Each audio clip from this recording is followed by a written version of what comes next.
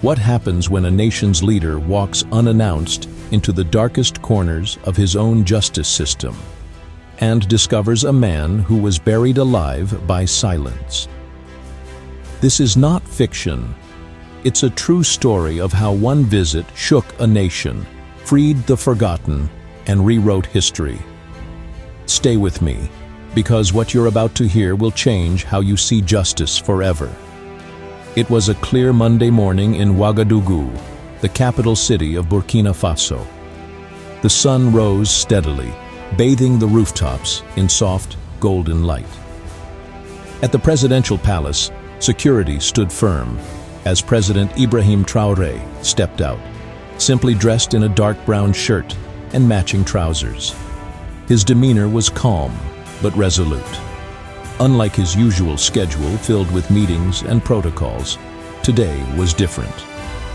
President Traore had a secret mission, one he had shared only with his driver. "Take me to the central prison," he instructed. "No escorts, no media, no warning." His driver blinked in surprise but obeyed without question. Soon, the black government vehicle pulled away from the palace, accompanied by only 2 plain police cars. 40 minutes later, they arrived at the gates of the largest prison in the city, Ouagadougou Central Correctional Facility.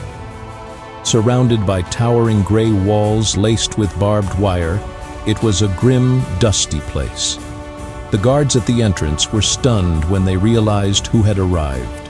"Mr. President," one of them stammered, hastily unlocking the gate. "That's right," Traore replied. "I came unannounced for a reason. Now take me inside." The prison warden, a stocky man named Mr. Pascal, rushed forward, visibly sweating. "Sir, had we known, we would have prepared." "That's exactly why I came this way," said the president firmly. "Lead me to the inmates. I need to speak with them." Still in disbelief, Pascal obeyed. The corridors echoed with footsteps and far-off sounds of coughing, murmuring, and suppressed sobs. A thick atmosphere of despair clung to the air. As they entered the main cell block, activities halted. Prisoners who had been sitting, sleeping, or whispering stood, surprised and confused. President Traore greeted them humbly, shaking hands and asking questions. "How long have you been here? What were you accused of? Do you have family?" Some hesitated, fearing this might be a cruel trick. But as the minutes passed, the president's sincerity broke through their fear. His eyes met theirs with a rare humanity. Then he noticed one man in a dark corner of a small cell. Unlike the others, he did not rise or speak. His head was bowed, his spirit dim. Traore walked to him. "What's your name?" The man slowly raised his eyes. Pain swirled in them. "Emmanuel," he murmured. "How long have you been here, Emmanuel?" "7 years, sir." "And your crime?" He paused, then answered. "They said I stole money from my boss, but I didn't. He wanted to replace me with a relative. I had no lawyer, no defense. I was poor. No one believed me." Something in Emmanuel's voice struck the president. It was not anger, it was sorrow. Deep, quiet sorrow. "Did you try to appeal?" "I tried," Emmanuel whispered, "but I had no money. My wife left. My children were taken. I haven't had a single visitor in all these years." A solemn hush fell over the prison block. Everyone listened.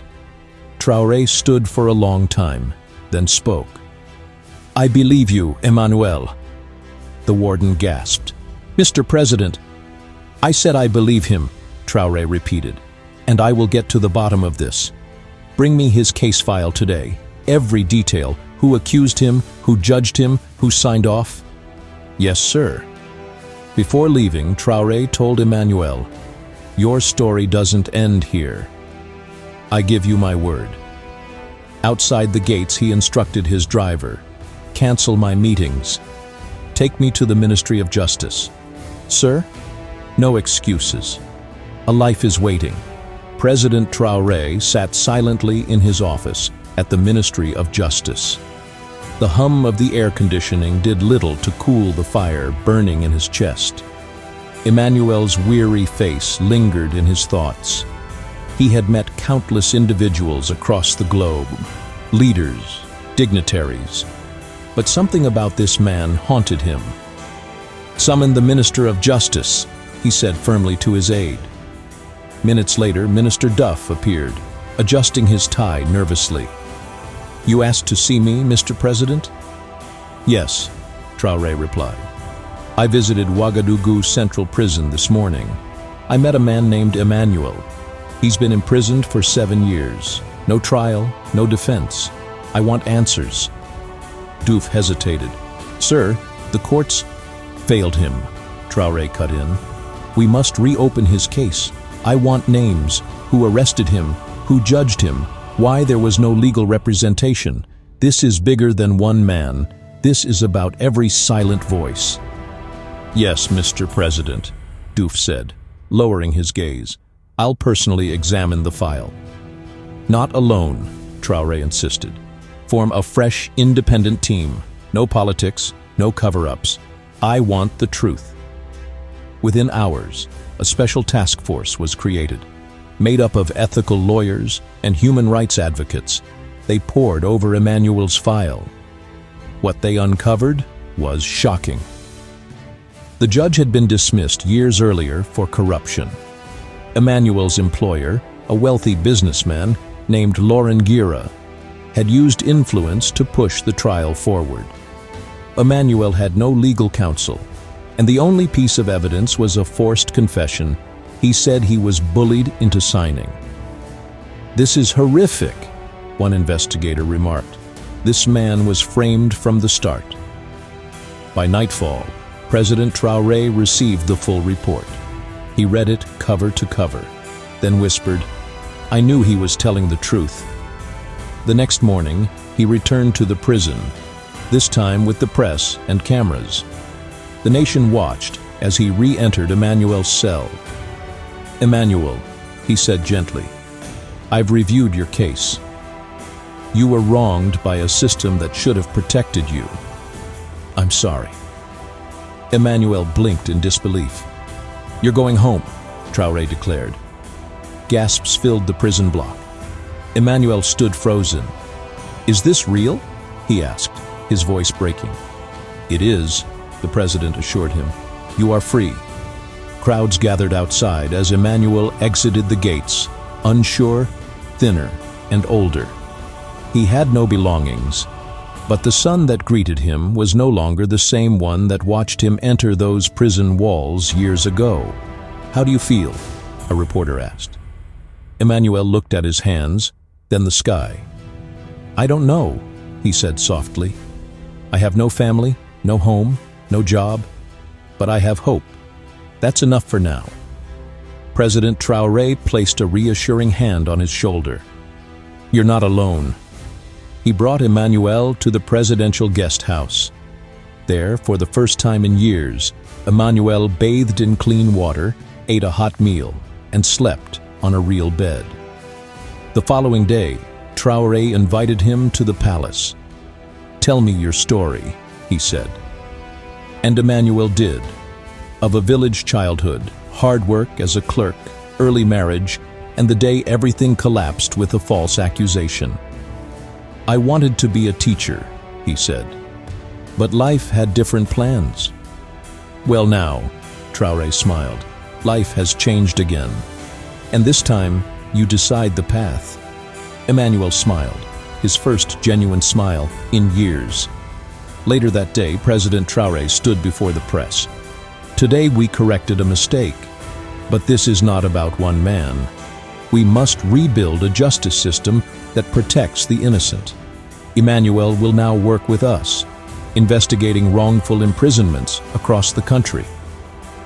As the crowd applauded, Emmanuel stood beside the president in borrowed clothes. His hands trembled, but not from fear, from the weight of hope. Burkina Faso would never be the same again. A few weeks later, A handwritten letter arrived at the presidential palace. It came from a quiet village near Kaya and was delivered with no fanfare. Its message was brief but heartbreaking. My son was taken by mistake. He has been in prison for 9 years. Please help us. President Traore sat at his desk holding the letter. He read it twice, then turned to his aide. Prepare a visit to Kaya and tell Emmanuel to come with me. By afternoon, a small convoy departed the capital, heading northeast. The roads were rough, the journey long. Inside one of the vehicles, Emmanuel sat quietly, notebook and pen in hand. Since his release, he had started documenting every story they uncovered. I wonder how many more letters like this we'll receive, he said softly. The president nodded. Until justice lives in every home, we won't stop. They reached Kaya by sunset. The village was poor and silent. The smell of dust and wood smoke hung in the air. Children paused their games. Women peeked from behind thatched huts, curious. An elderly woman stepped forward. Barefoot, wearing a faded wrapper and blouse, her eyes were red from years of crying. Yet she bowed gracefully. Welcome, Mr. President. I wrote the letter. Traore stepped down from the vehicle and took her hands gently. Thank you for writing. Please tell me everything. Her name was Mama Florence. Her son Jacob had been just 19 when he was arrested. A neighborhood shop had been robbed, and Jacob happened to be walking by. Without ID and visibly nervous, he was taken in by police. Within 2 days, he was imprisoned. No trial, no lawyer, no chance to defend himself. I went to the station so many times, she sobbed. I even sold my goats for transport to the city, but I was too poor. No one helped me, so I prayed. Emmanuel wrote every word. You did the right thing writing to me, said the president. We'll find him. Immediately, the convoy rerouted to Kaya Regional Prison.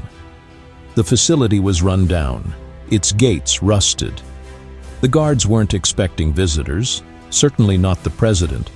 Get me Jacob's file, Traore ordered. The prison officer hesitated. We don't have a file on him, sir. What do you mean? Emmanuel asked. Some prisoners were never fully processed, the guard admitted. We have paper logs, but many are missing. Then show us the logbook, the president demanded. They brought out an old, stained register. Flipping through its torn pages, Emmanuel spotted the name, Jacob F., arrested for suspicion of theft. No trial date, no record of release, no follow-up. He's been buried alive in here, Emmanuel whispered. Take me to him, Traore said. They led him through dim corridors and into a remote cell. Inside sat a man with a thick beard and hollow eyes. His back was slouched against the wall. He squinted at the sudden light. Jacob? The man blinked slowly. Yes? I'm President Ibrahim Traore, he said gently. Your mother wrote to me. We've come for you. Jacob stared, unmoving. Me? You're going home. At first he didn't believe it. His lips quivered. Then tears rolled down his face. Please, he whispered, don't lie to me. I'm not, the president assured. This is real. They helped him up. As they passed other prisoners, silence followed. No one could believe it, a forgotten man being rescued by the president himself. At the gates, Mama Florence stood waiting. When Jacob saw her, he froze. Mama! My son! She cried, running to him. They embraced tightly. Even the guards wiped their eyes. Emmanuel clutched his notebook. Another soul rescued. Another page of justice written. President Traore called a press conference that same day. Holding up the old logbook, he declared, "This is not justice. This is failure. And it ends now." he announced new reforms. All prisoner records must be digitized within a year. No inmate shall be held without proper documentation. Any officer complicit in such neglect will be investigated and punished. The people cheered. Hope was alive again. As they drove back to the capital, Emmanuel turned to the president. "How did we allow this for so long?" "We stopped listening," Traore replied. "That's the danger of power. It silences the weak." Emmanuel opened his notebook and wrote, "Justice isn't automatic. It must be earned and guarded." The next morning, Jacob received new clothes, a warm meal, and medical care. The president offered him a scholarship. His mother was granted a new home in Kaya. And as the sun rose again over Burkina Faso, one thing was clear. Justice had begun to walk freely in the land.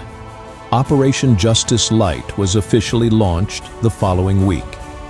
President Traore signed an executive order that would send independent legal teams, human rights officers, and medical staff to every prison across the country. The goal was simple, but bold. Review the files of all long-term prisoners, identify wrongful detentions, and bring light into forgotten places. The first deployment was to Tenkodogo, a town in the Central East.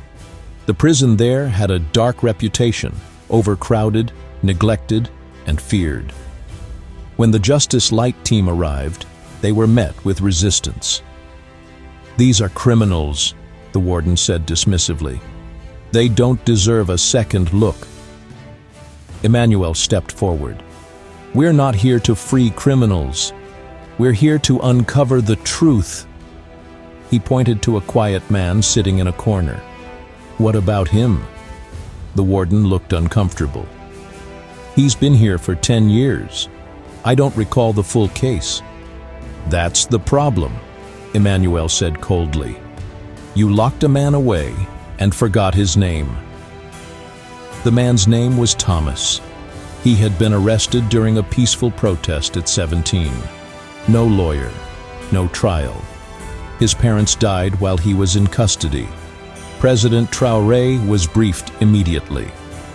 "Release him," he said without hesitation, "and suspend the warden." Within 48 hours, Thomas was free. The news shook the nation. Over the next few weeks, the Justice Light teams uncovered over 200 cases across 6 prisons. Some prisoners had no official records. Others had already served their sentences but remained behind bars due to lost files or systemic neglect. Some were jailed for stealing bread during famine. Others for being in the wrong place at the wrong time. Many were poor. Many had no one to fight for them. At every stop, Emmanuel stood firm. His own story had become a beacon, a symbol of how justice could rise from injustice. During a meeting with a group of newly released men at the palace, President Traore asked, "What would you do if given a second chance?" One said, "I'd become a teacher, to help children know their rights." Another replied, "I want to farm, to grow food for my village." Emmanuel looked at them and said, "Then do it. Do it well. Let your freedom speak louder than your silence."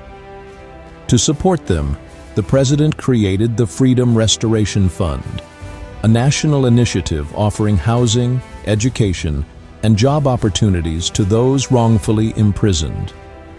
"These people don't need charity," he said. "They deserve justice. Their lives were stolen. We must help restore what was taken." International praise followed. Human rights groups called it one of the most aggressive justice reforms in Africa. Documentaries were made. Foreign journalists flew in to cover the transformation. But not everyone applauded. Behind closed doors, some high-ranking officials grumbled. "This makes the justice system look like a joke," said one senior judge. "People will start thinking every prisoner is innocent." President Traore responded boldly in a public address. Justice isn't about protecting our pride. It's about correcting our mistakes. If the system is broken, we fix it, no matter how uncomfortable it feels. And so, with Emmanuel by his side, the mission continued. One quiet morning, as Emmanuel sat in his new office at the Justice Review Task Force, scanning through a long list of pending prison cases, a familiar name jolted him. Gira Enterprises, complaint filed by 5 former employees. His breath caught. His hands froze. "It's him," Emmanuel whispered. His assistant glanced over. "Who?" "The man who destroyed my life." Without waiting, Emmanuel rushed to the presidential office, gripping the file tightly. President Traore was mid-meeting when Emmanuel entered, visibly shaken. "I'm sorry to interrupt, sir," he said, panting, "but I need you to see this." The president read through the complaint file. His jaw tightened. "Laurent Gira," he said grimly. "He's still doing it?" "Yes," Emmanuel replied. "He's framing people again. Same tactics. Bribes, threats, silence. Why hasn't he been prosecuted before? He has connections. That's how he got away with what he did to me." President Traore stood slowly. "Then we put an end to it now." That day, he announced a special commission to investigate Gira Enterprises. Independent lawyers, police, and journalists were assigned. Within a week, shocking revelations surfaced: false evidence, coerced confessions, hidden files, and bribed officials. One former employee, Pascal, had spent 4 years in prison after being forced to confess to theft. "They threatened my wife," Pascal told investigators. "I signed the confession to save her." Another woman, Awa, had been jailed for 3 years for exposing the company's abuse of workers. When President Traore read the final report, his expression was grim. "This man built his empire on broken lives," he said. "It ends today." Laurent Gira was arrested the next morning. The nation was stunned. A once celebrated tycoon now led away in handcuffs. Emmanuel watched the news quietly. He didn't cheer. He didn't cry. He simply exhaled. "Justice," he said softly. "At last." At trial, Gira initially remained silent. But as the evidence mounted and witnesses spoke, the truth could no longer be denied. Even the judge who once sentenced Emmanuel was brought in for questioning. Under scrutiny, he broke down. "I took bribes," he confessed. "I was promised a promotion. I failed justice. I failed the people." The courtroom was filled to capacity. Emmanuel sat in the front row beside President Traore. The judge turned to Emmanuel. "I destroyed your life. I don't expect forgiveness, only that you prevent this from happening again." Emmanuel rose slowly. "You stole 7 years from me," he said, "but you taught me something. Justice must never be left in the hands of the powerful alone. It must be guarded by the brave." The audience erupted in applause. 2 days later, the judgment was delivered. Laurent Gira was sentenced to 18 years in prison.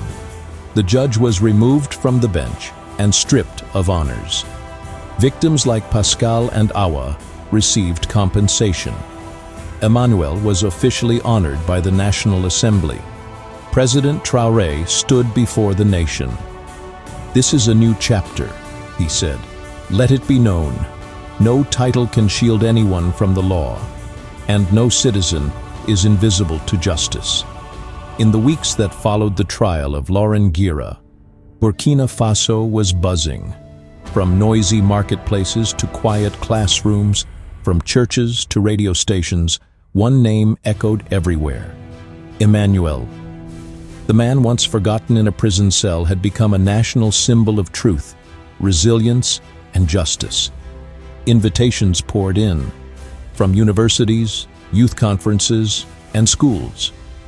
Emmanuel traveled across the country, speaking not as a politician, but as someone who had lived the silence. "I'm not a hero," he often said. "I'm simply one of many. My story was almost erased, but someone listened, and that changed everything."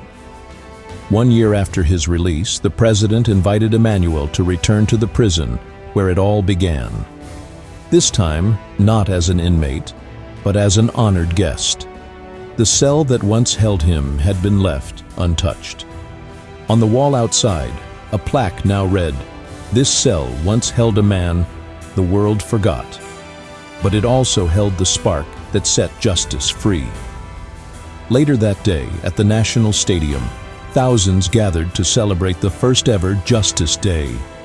Former prisoners stood proudly wearing white sashes labeled "Justice Restored." Each stepped forward to tell how life had changed. Some had become teachers, some mechanics, others farmers or community leaders. They were no longer defined by their time behind bars, but by what they had done since freedom. President Traore addressed the crowd. "We once failed these men. But today we celebrate what justice can do when it's guided by truth." Emmanuel reminded us, leadership is not about power, it's about people. Then Emmanuel stepped forward to give the closing speech. He paused, looking out at a sea of faces filled with hope. "I once believed my life had ended. I believed silence was all I had. But today I speak for the unheard. I forgive those who hurt me. I thank the one who listened. And I challenge all of you, listen to the silent, stand for the invisible, and fight for the voiceless. Because justice is not a luxury, it is a right. And it must live in every home, every village, and every heart." The crowd erupted. Tears flowed. Hands rose. For the first time in the nation's history, candles were lit across homes, neighborhoods, and cities to honor Justice Day. Back at the palace, President Traore and Emmanuel sat together in silence. "You've done well," the president said. "No," Emmanuel replied with a soft smile. "We've done well." Weeks after the first Justice Day, President Traore invited Emmanuel to a quiet breakfast in the palace courtyard. The air was cool, the table simple. "I have one final proposal for you," the president said. "I want you to become my special advisor on justice and human rights. You'll work directly with me, not just for prisoners, but for every voiceless citizen in this country." Emmanuel was stunned. "Mr. President, I don't have the formal education for that." "You have something better," Traore replied. "Experience, integrity, and a heart for people. That's what true leadership needs." With emotion in his eyes, Emmanuel accepted. Within weeks, he moved into an office beside the president's. He began building a national program to educate citizens about their rights, especially in rural areas where laws felt distant and justice was rare. He established a hotline for families to report injustices safely. He visited remote villages on foot and by motorbike, sitting beneath mango trees and listening to stories from mothers, orphans, widows, and wrongfully accused youth. "Let me be your voice," he would say. "Tell me everything." And he gave them something no money could buy: hope. Meanwhile, international praise for Burkina Faso's reform model surged. Delegates from across Africa visited to learn from Operation Justice Light. Human rights organizations applauded Traore's courage, but the president remained humble. "I didn't do this alone," he said in an interview. "I was led by a man the world once ignored. Now he leads with me." 1 year after his release, Emmanuel stood again in the National Stadium, beside President Traore. Around them stood hundreds of men and women once imprisoned, now working, living, and leading. Each wore a white sash with the words, "Justice Restored." Emmanuel looked out at them. His voice, steady and clear, rose one last time. "My name was once a number, my life a forgotten file. But today I stand not as a victim, but as a builder of justice. I ask you all, don't wait for someone else to fix what's broken. Be the one who listens. Be the one who acts. Justice begins with you." As the sun set, candles were lit across the country again. Justice Day had become more than a holiday. It was a movement. And in a quiet office in the palace, Emmanuel placed a final line in his notebook. Justice must begin before prison, not after it. He closed the book. The work was not over, but the future had been changed forever. Burkina Faso would never be the same again.